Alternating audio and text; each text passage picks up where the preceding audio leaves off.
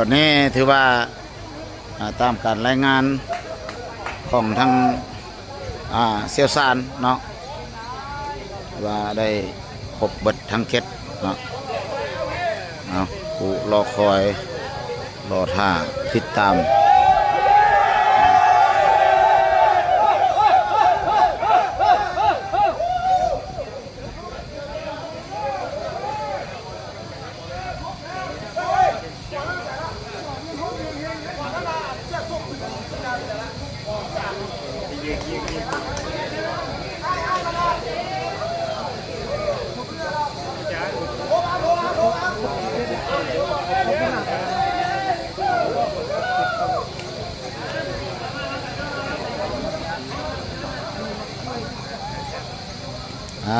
ตามกัน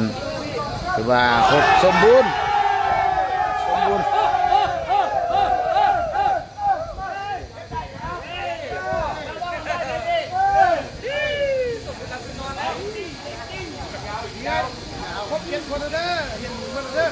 อ้าวทีมงานเฮาเห็นปั๊บคนแล้วเห็น ปั๊บ ค ปัก น ซิ แล้ บ วคนแล้ว ตามคาดหมายสมเสยน้องเลยเอาเนาะโอ้สมเสยเด้อว่ากกล้วยมันคือว่าลงมาเลยสู ตอนแรกอาจจะเข้าไปสอบถามอาการแพทย์แล้วแหละ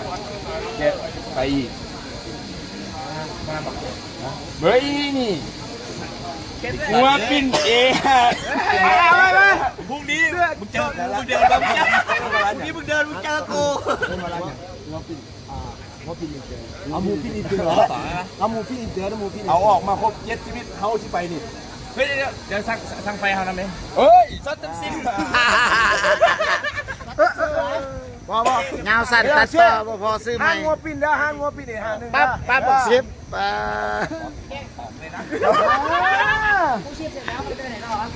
ไอ้งัวปิ้นอินเตอร์